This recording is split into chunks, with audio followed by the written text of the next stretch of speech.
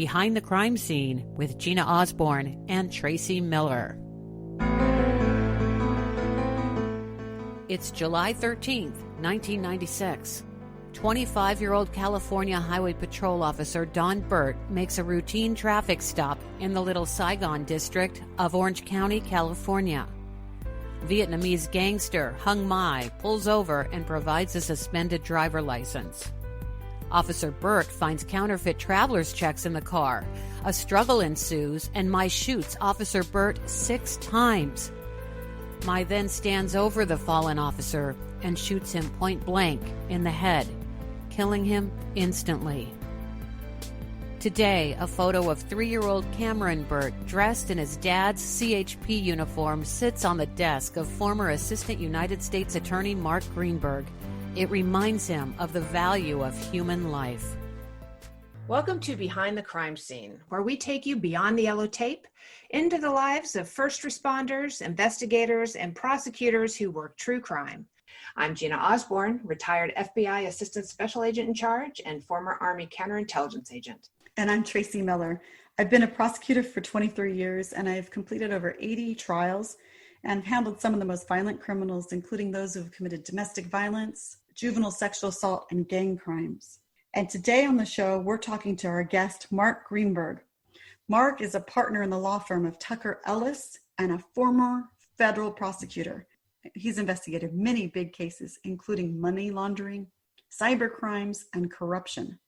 But the most notable case that Mark prosecuted was the Hung Mai case, which received international news coverage. Gina, you know Mark very well. I do know Mark. When I was working Asian organized crime back in the 90s, Mark was my Assistant United States Attorney. So he prosecuted all of my cases. Some of those relationships between an FBI agent and a prosecutor, or an investigator and a prosecutor, are the best work relationships when you work closely together and you believe in a common cause of making the world safer. You really become close. Yes, and I love Mark because Mark was such a hard worker and he really did the right thing all the time, every time. And this case was so important because a rookie California Highway Patrol officer was executed. And there are so many different sad things that happened, but one of the worst things was his wife was pregnant, and it was just a terrible, terrible situation. I think people forget that most of us go to work and we're not putting our lives on the line, and we don't think getting killed is something that could happen that day. But when a law enforcement officer is murdered, it's just it hits us in the core. It's so wrong. This was just a routine traffic stop. And so after Mai executed Officer Burt, he fled in Officer Burt's patrol car. All they had as evidence really was a bloody shoe print. But eventually they were able to issue this nationwide bulletin for Hung Mai as the killer of Officer Burt. Hung fled, and he reached out to a friend of his by the name of Alex Wynn. Alex was just a small-time crook, and he had helped Mai transact counterfeit traveler's checks in the past. So he reaches out to Alex and he says, I just killed a California Highway Patrol officer. He immediately gets on a plane, goes to Houston, and he flops at Alex's house. Well, what Mai didn't know was Alex was an FBI informant. FBI agents and local police, they surrounded the house where he was hiding. They wound up taking him into custody without incident. What's interesting about this is while he's in custody at the Orange County Jail, Mai decides to set up this elaborate and organized Asian mafia. He and his group of friends, on the inside and the outside of jail, they continue to distribute the counterfeit traveler's checks and the drugs and the legal machine guns. And Mai, knowing that he was going to spend the rest of his life in jail, he wrote this letter to Topo Peters. Topo Peters was the leader of the Mexican mafia at the time. Yes, and he was serving up in Pelican Bay. Mai wanted to unite the Asian gangs with the Mexican mafia. He writes this letter, and luckily the letter was intercepted at Pelican Bay, and that's when the FBI was invited into this investigation. Now let's go behind the crime scene with Mark Greenberg. Welcome, Mark. Thank you, Gina. Mark, I know from experience from working with you as a prosecutor that you were very engaged in your ongoing investigations. So when you found out about this letter that MAI wrote to Topo Peters, what did you think? And can you tell us a little bit about the Mexican Mafia and why that was so important? Well, the state law enforcement officers came to us because this was really beyond their bailiwick. They couldn't wiretap the jail, which was ultimately what was going to have to happen, because Hung Mai knew he was going to be in prison for the rest of his life, and that he wanted to take his Asian mafia and join it up with the Mexican mafia for both control within the prison and for control outside of the prison, because they both continued to operate their enterprises, whether it was drug trafficking, gun sales, outside of the prison. Will you explain a little bit about how the Mexican Mafia operates? Well, the way these organized crime groups operate is that, as I say, they have control within the prisons through force and violence, and they also are able to communicate, whether it's through letters, through visitors, or in this case with Hung Mai, he had free access to a telephone, and he was able to call and coordinate all of his activities right from the Orange County Jail. So that's why we had to tap the jail, and because we could not trust anyone in the jail system, we actually had to do it without anyone in the county jail system knowing about it. Is that unusual? I think it's certainly unusual to wiretap a jail. That is certainly unusual, and I can tell you that the jail officials were not very happy when they learned about our wiretap after the fact. But it was the only way, because we had an undercover operative, we had people their lives were at risk in what we were doing, and we could not take any chances that someone within the system had been paid off or was corrupt. What did the FBI do when they found out about Hung Mai's plan to hook up with the Mexican Mafia? Well, the first thing that was done was thankfully, the prison officials up at Pelican Bay intercepted the letter. And so the undercover agent, who, if you can imagine, he looked like someone from ZZ Top. He was bald and had a very long beard. He went in, put the letter up on the glass in meeting with Hung Mai, and said, "I'm here from Topo Peters, what do you want?" And that started the negotiations and the discussions, and as I say, purchasing machine guns, drugs, a lot of counterfeit currency, counterfeit traveler's checks, operating his entire enterprise right from the jail system. So along with the undercover, we started to buy all of these contraband and building a bigger and bigger case of the people on the outside as well as Hung Mai on the inside. And then he was actually yelling up and down the jail system, arranging transactions with other organized groups within the prison. Were you working with the undercover on a daily basis? Almost a daily basis. I would also stop by the wire room and pick up tapes and actually listen to them on the way home, because as people don't really understand how a wiretap works, you don't just tap a line and go home. It's actually monitored 24 hours a day. And unless it's pertinent information, they actually have to turn it off and wait. How dangerous is it for an undercover police officer, even one that looks like ZZ Top, to be in this situation in the jail? You know, it's extremely dangerous for him. He wasn't in the jail system. He was out. But he was dealing directly with all of Hung Mai's associates. And these are people that have already killed a police officer. And so these are very dangerous individuals, and ones that certainly would kill an undercover. The undercover purchased illegal weapons from Mai's associates. What happened after that? Well, there were a series of events, because while all of these transactions are going on with the undercover, there's other transactions as well.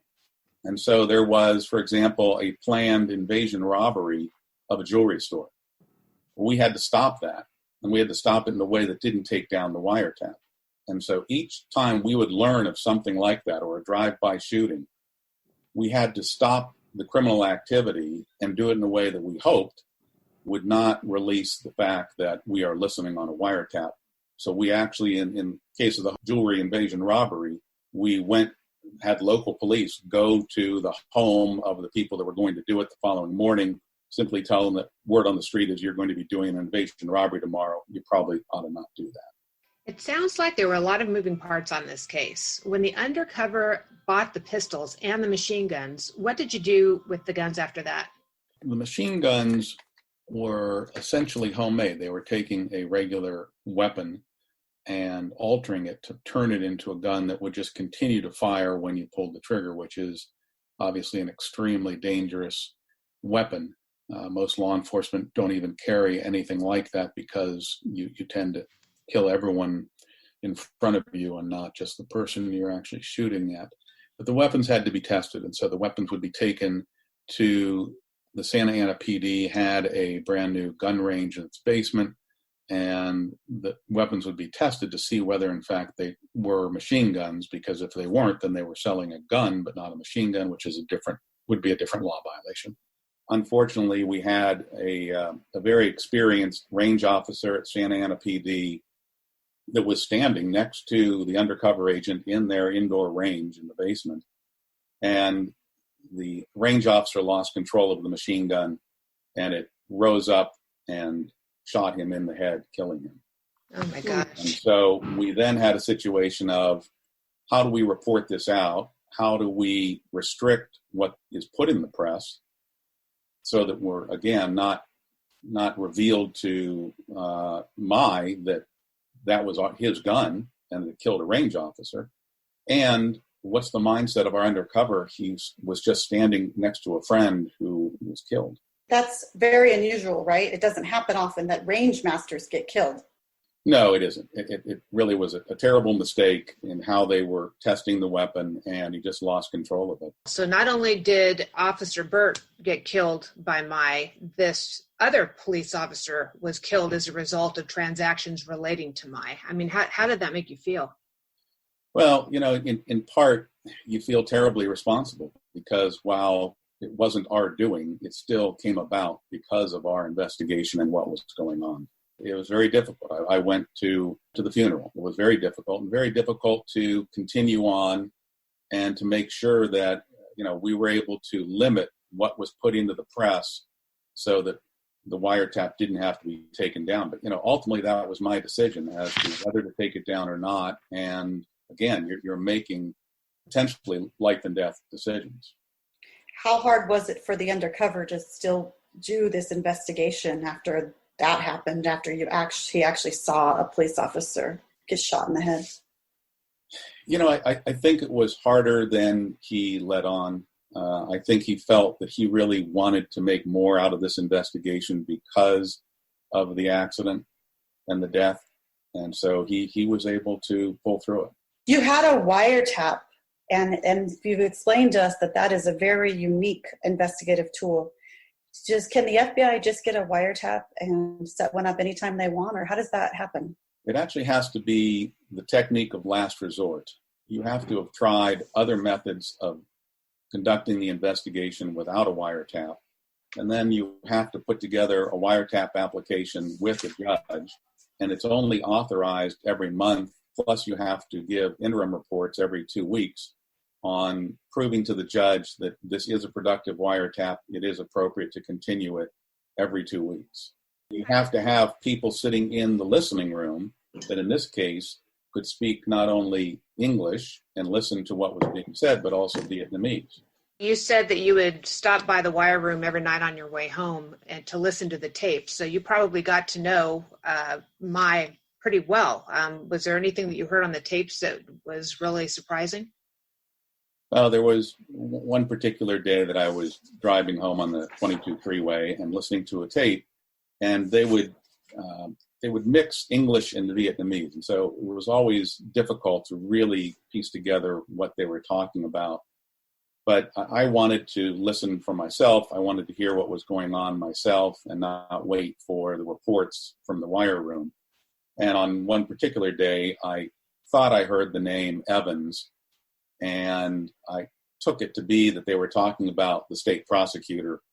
and that they were talking about killing Chris Evans. And so I pulled a U-turn on the 22 freeway and went back to the listening room, gave them the tapes again and said, you have to re-listen to this right away and let's see. But I was right. They were talking about killing Chris Evans. Did you work with Chris Evans? He hired me in 1997. He was the person that decided I would be a prosecutor in Orange County. Did you know him when you were listening on the wiretap about my threatening to kill him? I didn't. I had not met Chris at that point. I knew of the state case, but again, we were keeping this very close to the vest. So I didn't really know Chris at that time, but obviously after we heard that, I got to know him quite well. Did you communicate the threat to him? Yeah. How did he respond? I think Chris had been down that road before. It wasn't the first time that he's had a death threat, but this was an organized gang, and he took it seriously, and I believe was armed and had some protection. So it sounds like MAI was continuing to work his criminal enterprise while he was in jail. What happened next with the undercover? Well, MAI came up with all sorts of ideas. He was working with his gang and wanted the undercover to get them C4 because they had a plan to break him out of the Orange County jail. But the point that he kept coming back to the undercover agent with, because again, this is the Mexican mafia, is that he wanted our undercover to murder the lead witness on his case, the person who had turned him in, Alex, who was at that time a rather useless FBI informant in Texas. And then when MAI fled LA and flew to Texas to hide at Alex's house, Alex called the FBI and said, you say I never give you anything any good. Well, I'm holding bloody shoes of a cop killer who's in my shower. How's that? What did it feel like to hear that? Well, what was amazing is, I don't know if you remember this, but that Hung Mai was the second person arrested for the murder. The first person arrested was not the murderer. They arrested the wrong person initially because Mai fled in Don Burt's police car. And so because he couldn't find the keys to his car on Don after he had murdered him, he fled in the CHP car. And then someone else was in that car, and they arrested the wrong fellow. But the plot was he wanted us to kill Alex. What he said was, it was quite chilling, and I'll never forget it, is that Alex is probably in the witness protection program. You probably won't find him, but if you kill his entire family, I'll die happy. So he's telling the undercover this, and how is the undercover responding? He took it in stride and understood that's what a gangster would do. And so Hung Mai arranged through his girlfriend and through a private investigator to give us all of the information about Alex, where he lived, his social security number, a photograph of him, and where he would probably be hiding. We actually were hiding him in China, so he wasn't in Texas at all. But that's what Hung Mai thought. Ultimately, we wanted to make Alex safe, and the simplest way to make Alex safe was to make Hung Mai believe he was dead. And so we took Alex, flew him to D.C., put him in the trunk of a car, and took a picture of him with someone holding up his head by his hair with a gun to his face. And then the FBI digitized bullet wounds in the body in the trunk. And the undercover then took that photo to Hung Mai's girlfriend, who took it into the prison and convinced Mai that we had, in fact, were bona fide and we had murdered Alex. The only thing that was a slight faux pas on the part of the FBI was that Mai was upset we didn't take Alex's Rolex watch. And that, there was the one question in their mind was, well, if you're really a gangster, why would you leave a Rolex watch on the guy you just murdered? Good point. So I would imagine that this information that Mai is plotting executions from the jail pretty much ratcheted up security on Mai now that additional charges were filed. So what did that look like? Well, once we took down the FBI investigation, he was transferred to federal custody. And that was a big part of our goal, was to get him out of state custody where he had a phone and was not in general population, but certainly in contact with other prisoners. we were able to transfer him to federal custody and keep him in complete isolation. So he was under very heightened security, as much as they have at the Metropolitan Detention Center. But he still managed to beat the system and get a Kite, an instruction for another murder, out of the Metropolitan Detention Center. Would you explain what a Kite is in the gang world? So a Kite, and the way it worked in the MDC, a Kite is similar to what people might remember as a paper football. You fold up a piece of paper into a triangle, and what you do is, in this case, you fold a piece of string in with it. Then you flush the Kite and the string down the toilet, and because the prisoners know that the toilets at the MDC are an inline system, the fellow next to you flushes just a string down. The two strings tangle, and the second prisoner can pull it up, and if he has mail privileges, he can mail out the threat, the instructions to murder someone else. And that's what MAI did, incredibly. So sophisticated. The gangs are so sophisticated, even in custody. So what did the Kite say? The Kite was instructing a murder down in the Orange County Jail. Obviously, we were able to intercept that. And at that point, we then put a piece of glass piping in line in the sewer line. And a U.S. Marshal literally had to watch every time MAI would flush the toilet. And the lights were on in his cell 24/7. And he had cameras in his cell with a marshal watching him all the time. I remember this case, and I remember the FBI SWAT team would provide security for MAI when he would go back and forth between the jail and the courthouse. Do you want to talk a little bit about that? So the SWAT team would transport him from the Metropolitan Detention Center in downtown LA down to the Orange County Courthouse, both the federal and the state, for the different hearings. And they would use at least two vehicles with blacked out windows so that people wouldn't know which car MAI was in, because they were afraid of his gang trying to bust him out. In the courtroom, there would usually be 7 SWAT officers in the courtroom around him. He would be in leg irons and belly chains and chained with his wrist chained. But he is a sociopath. And I remember there was a time where we were sitting across the table, across the courtroom from each other, and he made, eye contact with me, and I made eye contact with him, and it just infuriated him that I would just look directly at him in his eyes. And he tried to jump up and come after me, even with SWAT officers in the courtroom. A very similar situation happened to me where I got a death threat from a Mexican mafia defendant that I was prosecuting, and it was terrifying. Did you go home at night worried for your own safety?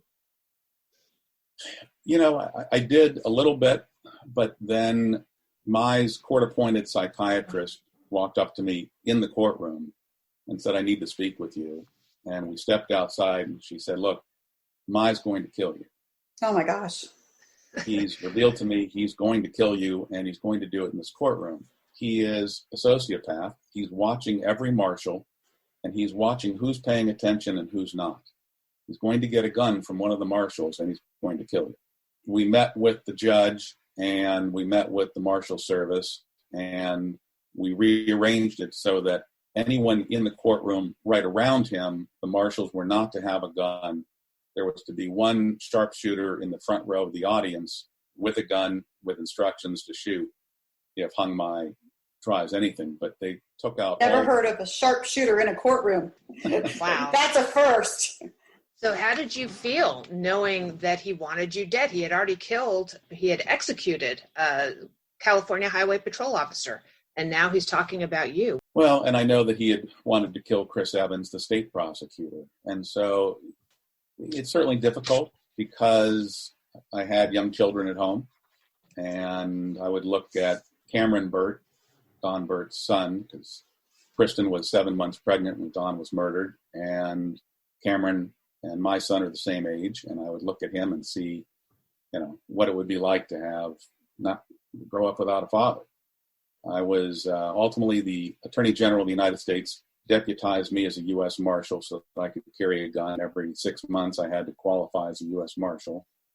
I would drive home different paths each time, and I would go through, there's a couple of different police departments on my way home. I would go through their parking lots, and they would make sure that I wasn't being followed. And then the Long Beach Police Department told me that their officers have to write their reports somewhere, so they're all going to write them in front of my house.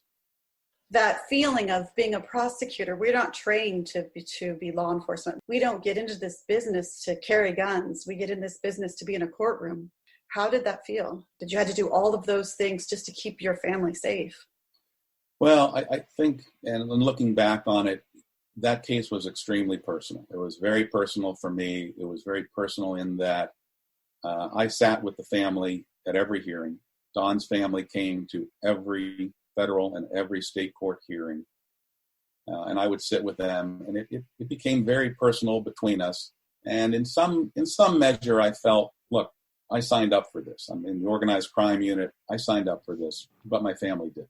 MAI was found guilty for the murder of Officer Don Burt. What was it like in the courtroom that day when he was found guilty? He agreed to plead guilty to the state murder charge if we would, on the federal side, give his girlfriend, Vicky Pham, a reduced sentence, or at least recommend a reduced sentence for her lesser role in the murder for hire.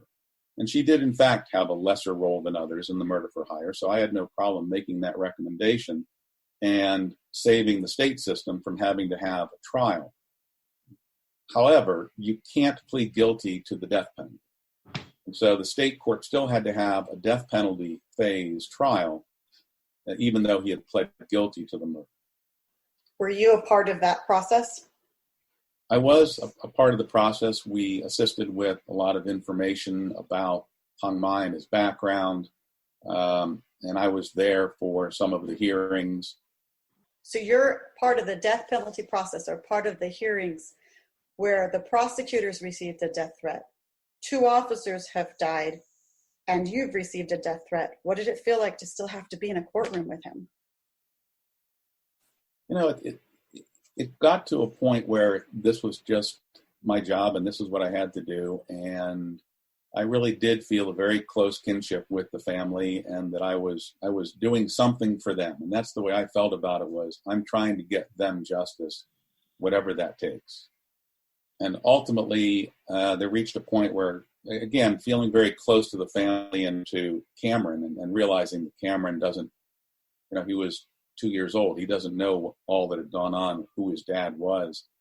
And I sat down and wrote him a letter. I wrote a 2-year-old a letter. Wow. In an envelope, explaining what his dad's life meant and how many lives his father's life saved. Because people were going to die at the hands of Hung Mai. In fact, people died prior to Don Burt. And we put that in an envelope, and I gave it to his family and asked them to give it to him someday when he's, old enough to read. Didn't Officer Burt's father have an interaction with MAI during a court appearance? So Don Burt's father, Don Burt Sr., is a retired CHP officer. And as we were sitting in the front row when Hung Mai came in during the penalty phase, he turned to the family and said, if I had the chance, I would do it again. Did you hear him say that? Yeah. What feelings were inside of you when you heard him say that? You just realize that unlike most people I had prosecuted, they tend to enter into the courtroom rather humble at that point. They've been caught. They know what's ahead of them. He was never humbled. He was never humbled. This was simply who he is, and that he told the jury that he thinks the death penalty is appropriate. That, if you would have killed one of mine, I kill one of yours. So I killed a police officer. I guess the death penalty is appropriate. He instructed his lawyer, George Peters, not to plead for his life. He felt that would be embarrassing. Didn't you make a promise that day? I made a promise to finish up my prosecutorial work and do something that was less hazardous to my health and to my family's safety. Was that to your wife? Yes. It changes your life when you get those threats, doesn't it? It changes the way you view the world. It does. I will tell you, I actually sat down and planned my own funeral. I told Gina after I received a death threat from the Mexican mafia for 6 months, every time a car would backfire or a firework would go off, I had PTSD. I would jump. Yeah. You'd look over your shoulder. You worry about anything you see that looks out of place. You become very heightened in your observations. Look, it's a stress, or it was to me, to carry a gun. Constant reminder on your belt, weighing you down, literally, that's telling you someone wants to kill you. Yes. So did you keep your promise to your wife? I did. I retired after 10 years in the office. This case was a big part of my memories, big part of an accomplishment, and I'm still in very close contact with the Burt family. On June 23, 2000, MAI received the death sentence for the murder of Officer Don Burt. What happened next? So because of his crafty use of the toilet system and his danger to others, he is at the Supermax in Florence, Colorado. What's the Supermax? Supermax is the highest security prison that the federal government has. They actually flew me up there so that I could see the conditions, approve them, and feel better that he's not going to have any contact. And so initially by order of the Attorney General, and then later by order by Judge Carter, Hung Mai is not allowed to have any human contact whatsoever. He's not allowed to have any phone privileges, no mail privileges. He's not allowed to go in the yard with other prisoners. In fact, he's not allowed to see another prisoner even out a window. His only exercise is he can go from his cell. There's an interior door that goes to an empty cell. He can walk in a circle for an hour there and then go back into his cell. And so he's in about as extreme conditions as there are. When they flew me up there, I saw the Trade Center bombers. I saw the Unabomber, the worst of the worst that society has to offer. How often do you think of Hung Mai today? It still crosses my mind, and I'm still close with the family. I still talk to Kristen on a regular basis, and Cameron is in a couple of different bands. I've gone and seen his band play. They're still survivors. You never get over this. It's never gone from your life. So for the last 20 years, Hung's been in the Supermax prison. Coming up in July, his sentence for the federal charges are over. So then what's going to happen to him then? Well, I'm going back and talking with the Department of Justice now to try to make sure that he stays in the federal custody throughout until the state of California puts him to death, which under our state system, who knows if that'll ever happen. But the hope is that we can work out an arrangement where he will stay at the Supermax, because I don't believe that Pelican Bay can really hold him. Pelican Bay has changed so much with the SHU being closed. Will you tell us a little bit about that? Well, the SHU would be similar to what he's receiving at the Supermax in Florence, is total isolation. And they're not using that at Pelican Bay anymore. And so he would have access, perhaps even to Topo Peters again, but he would have access to other prisoners and probably mail and visitors. And while we don't know if anyone still cares about Hung Mai and would do any of his bidding, I don't relish the thought of finding out. Through our guests, we often hear stories of inspiration or heroism besides what you went through in this. Does the family inspire you, the way they handled themselves during all of this? They did. They were amazingly supportive and really appreciated everything that the state prosecutors at our office did. And, the Attorney General came out to our office and wanted to meet me. It just so happened that was the day that it was my son's birthday, and I wrote the Attorney General a note saying, after this case, I've decided it was more important I spend the day with my son. And I sent her a copy of a letter that the family had written to me, and I enclosed it to the Attorney General. This is such an incredible story. And I think it's important to note that Hung Mai currently is the most secure prisoner in the United States. Yeah, after the case was over, his lawyer came to me because the judge did not give his girlfriend, Vicky Pham, a reduced sentence. He blamed me for that. he thought that whenever I cut the deal that he would plead guilty to murder in exchange for a sentence reduction, that I knew Judge Carter wasn't going to give the reduction, and that I had basically bought a murder plea for nothing. His lawyer came to me after the case was over to say that if I would recommend a sentence reduction for Vicky Pham, at that point, MAI would tell us about 7 other murders that we didn't know he had done. Was that stressful to try to balance that? Well, it was stressful, and I quickly decided in the office that if anyone was going to sit down with Hung Ma, it wasn't going to be me. Yeah. Good call. Good call for you and everyone in your office. But that ultimately he could take responsibility for murders that he knows about that someone else did and make a mess of other trials. He can only be put to death once and put in life imprisonment once, so there was really no value in listening to his stories. Well, this was an incredible story, an incredible case that you worked with the FBI and the local law enforcement. So thank you so much, Mark, for your service and doing everything you did to get a horrible predator off the street. Mark, I think that you're a hero, just like the families of both officers are heroes. But the fact that you sat through and helped the family all the way through, you truly inspire us. Thank you. But yeah, and part of this is for people to understand this was a traffic stop. So whenever an officer comes up and you think they're overly aggressive or they drew their gun, at the end of the day, they've been trained on what happened to Don Burt in what was just a traffic stop. Well said. Thank you, Mark. Thanks for joining us. Thank you. That was quite a case. Gina, it really resonated with me, Mark's story, because I have also been threatened by gangsters. And I've been threatened specifically to be killed by a Mexican mafia validated member. And it's terrifying, but that didn't make Mark quit. No, it didn't. And, you've worked gang crimes as a prosecutor. I worked gang crimes as an FBI agent for about 5 years down in the Little Saigon district of Orange County. And, those gangs were ruthless. I mean, they were doing murder for hires and drive-by shootings and different things like that.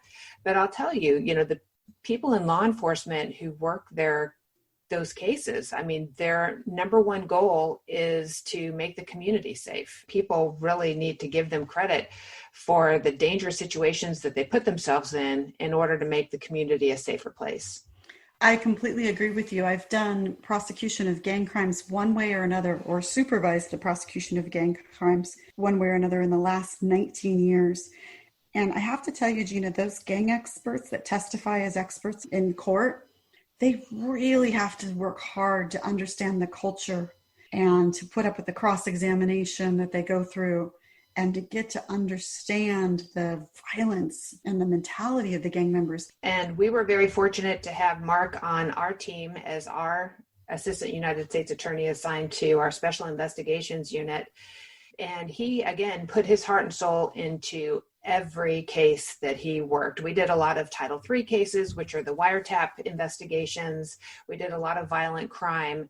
And Mark was there every step of the way, getting us everything we needed in order to do our jobs so that he could do his job. He's a hero. And one of the things that I will never forget is that Mark still has the photo of Officer Burt's son on his desk in his civil law firm in his dad's uniform. And that's just a testament of how invested he was in this case. And remind you why the people behind the crime scenes do the jobs they do. Absolutely. We'll see you next time on Behind the Crime Scene.